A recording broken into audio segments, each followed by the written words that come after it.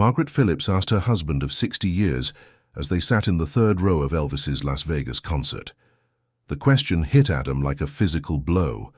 For the third time that evening, the woman he'd shared 6 decades with looked at him like a complete stranger. Adam's weathered hands trembled as he reached for Margaret's fingers. Just 2 hours ago, she'd been humming Love Me Tender while getting dressed for this concert, calling him darling and talking about their first dance. Now, nothing. The cruel fog of Alzheimer's had rolled in again, stealing away another precious moment. The irony was devastating. They were sitting in the very venue where Elvis had performed their wedding song in 1967, the same theatre where they'd celebrated their 25th anniversary.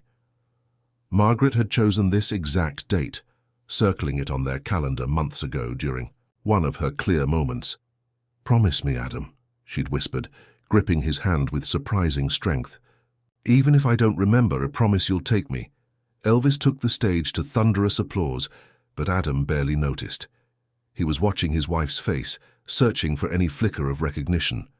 Would tonight be different? Would the music that had defined their entire relationship finally bring her back to him? The past 18 months had been a nightmare of progressive memory loss. First, she forgot their grandchildren's names, then their anniversary date. But somehow, impossibly, Elvis's music still reached her. When Can't Help Falling in Love played on their old radio, she would sing along perfectly, her eyes brightening with a spark of the woman he'd married. It was the only thing that still connected her to their shared past. Dr. Henderson had explained it scientifically. Music memories are stored differently in the brain. Sometimes they're the last to go. But Adam knew it was more than that. Elvis wasn't just background music to their love story. He was their love story. Their first kiss during Are You Lonesome Tonight, their wedding dance to Love Me Tender. Every major moment of their 60-year marriage had an Elvis soundtrack. Tonight was his desperate attempt to give her back those memories, even if just for a few hours. He'd spent their life savings on these front-row seats, believing that if anything could reach through the darkness of her condition, it would be Elvis performing their songs live. Margaret suddenly gripped his arm. "Excuse me, sir," she said politely. "Do you know when this concert starts? My husband is supposed to." "Meet me here." Adam's heart shattered all over again. She was looking for him while sitting right beside him. Elvis opened with, "That's all right." And something miraculous happened. Margaret's foot began tapping. Slowly, unconsciously, her body responded to the rhythm that had shaped her entire adult life. Adam watched in amazement as her confused expression softened. "I know this song," she whispered, not to Adam but to herself. Her voice carried a hint of wonder, like a child discovering something magical. For the first time in weeks, she wasn't asking who people were or where she was. She was simply listening. Elvis moved into Heartbreak Hotel, and Margaret's lips began moving silently, forming words she somehow still remembered. Adam felt a surge of hope so powerful it almost knocked him over. Maybe Dr. Henderson was right. Maybe music really was different. Blue suede shoes brought color back to Margaret's cheeks. She actually smiled, a real smile, not the polite, confused expression she'd worn for months. When Elvis hit the high note in Hound Dog, she clapped spontaneously, laughing with genuine delight. But it was when Elvis slowed down for Love Me Tender that the miracle truly began. Margaret turned to Adam, and for one heart-stopping moment her eyes held recognition.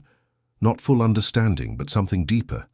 A feeling, a connection that transcended memory. "This is our song," she said quietly. The words hung in the air, between them like a prayer answered. Adam couldn't speak. After months of being a stranger in his own home, he was suddenly visible to her again. Margaret began singing along softly. "Love me tender, love me true, all my dreams fulfill." Her voice was fragile but sure, like muscle memory overriding the damaged neural pathways. Adam joined in, their voices blending the way they had at their wedding reception 58 years ago. Elvis noticed them from the stage. How could he not? An elderly couple in the third row, singing his song with tears streaming down their faces, lost in each other despite the thousands of people around them. He'd seen a lot in his career, but this was something special. The song ended, but Margaret kept humming. She looked at Adam again, studying his face with new interest. "You have kind eyes," she said. It wasn't recognition, not exactly, but it was better than the blank stare he'd grown to dread. "Have we met before?" "We have," Adam managed, his voice thick with emotion. "We've met before." Elvis launched into Can't Help Falling in Love, and Margaret gasped. This song she knew completely. Every word, every pause, every emotional crescendo. She stood up suddenly, surprising Adam, and began singing with full voice. Other audience members turned to look, but she didn't care. For these 3 minutes and 15 seconds, she was completely present. "Take my hand," she said to Adam, extending her delicate fingers. "Take my hand, take my whole life too." She was quoting Elvis, but looking directly at him, dancing slowly in their seats, swaying to music that had been the soundtrack to their entire relationship. During the instrumental break, something shifted in Margaret's expression. The fog was trying to roll back in. Adam could see her fighting it, struggling to hold on to the clarity that Elvis's music had given her. "I'm scared," she whispered, gripping Adam's hand tighter. "Sometimes I can't remember. Things are so confused, but this music, it makes me feel safe." The admission broke Adam's heart and filled it with hope simultaneously. This was the most coherent she'd been in months, not just about the music, but about her condition. Usually she had no awareness of her memory loss, which made it even more heartbreaking. But tonight Elvis's songs were creating windows of clarity. "There's something I need to tell you," Margaret continued, her voice urgent, as if she knew this moment of lucidity might not last. "About Elvis, about this music. There's something I never—" She struggled, pressing her palm against her forehead. "I can't lose this thought, it's important." Adam leaned closer. In 18 months of doctor visits and medical consultations, no one had ever suggested that Margaret might be hiding something. Her memory loss seemed complete, random, without pattern. But now she was suggesting there was more to their Elvis connection than he knew. "What is it, sweetheart?" he asked gently. "What about Elvis?" Margaret's eyes filled with tears. "I met him," she said, "before you, before us.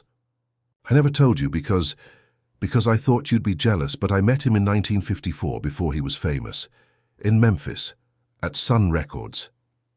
Adam's world tilted. 60 years of marriage, and she'd never mentioned meeting Elvis, the singer who'd been the soundtrack to their entire relationship. "I was 17, Margaret continued, the words tumbling out as if she was racing against her own failing memory. "Working at the diner across from Sun Records. He came in for coffee every day, this shy kid with crazy hair who was always humming. Everyone thought he was strange, but I thought he was beautiful." She paused, looking directly at Adam with eyes that were suddenly sharp and focused. "He asked me to listen to his first recording." "That's all right," said I was the first person outside the studio to hear it. We sat in his beat-up truck and he played it on this tiny radio, so nervous his hands were shaking. The revelation was staggering. Elvis's first recording, the song that had changed music history, and Margaret had been there. She'd been part of the story Adam thought he knew completely. "Why didn't you ever tell me?" Adam asked, not angry but amazed. "Because 3 weeks later, I met you at that church social," Margaret said, tears flowing freely now. "And you were so real. Elvis was magic, but you were home. When you asked me to dance to Love Me Tender, I knew. I chose our life, Adam. I chose you. But I never forgot that moment in the truck. That's why Elvis's music always meant so much to me. It wasn't just about us, it was about dreams, about the path not taken." Elvis finished Can't Help Falling in Love, and the audience erupted in applause. But Margaret and Adam sat in their own bubble of revelation, processing 60 years of shared history that had suddenly become more complex and beautiful. Elvis had been watching them throughout the entire exchange. A performer of his caliber reads audiences like sheet music, and something about this elderly couple had captured his attention completely. The way they held each other during the songs, the woman's transformation from confusion to clarity, the man's protective tenderness. It reminded him of his own grandparents, his own mortality, his own hopes for lasting love. During a brief pause between songs, Elvis made an unprecedented decision. He walked to the edge of the stage, microphone in hand, and addressed them directly. "Sir, ma'am," he said, his voice carrying across the hushed theatre, "I couldn't help but notice you folks during Love Me Tender. Been together long?" Adam stood, shakily, unsure if this was really happening. 60 years, he called back, his voice carrying across the silent venue. "This is Margaret. It's a special night for us." Elvis nodded, something deep and understanding passing across his face. 60 years, he repeated into the microphone. "Ladies and gentlemen, 60 years. The audience applauded, but Elvis held up his hand. He wasn't finished. "Margaret," he said, looking directly at her. "That's a beautiful name. Would you mind if I asked you something?" Margaret stood up beside Adam, suddenly radiant with attention.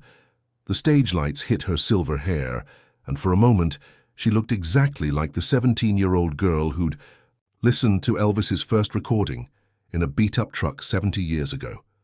"What's your favorite Elvis song, Margaret?" he asked. Without hesitation, she answered, "The first one. That's all right," because it was full of hope. Elvis went completely still. In thousands of concerts, countless meet and greets, and decades of performing, no one had ever said that.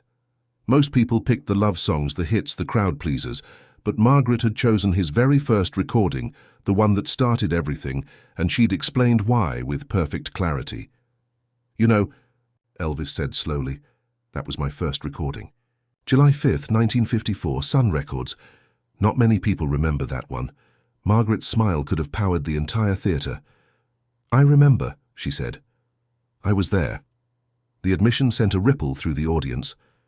Elvis stared at her for a long moment, calculating dates, ages, possibilities. If she was there in 1954, if she was 17, then the math worked. She would have been part of that tiny group of people who witnessed the birth of rock and roll. "Ma'am," Elvis said, his voice filled with wonder, "were you really there?" "Sun Records," Margaret confirmed. "You played it for me in your truck.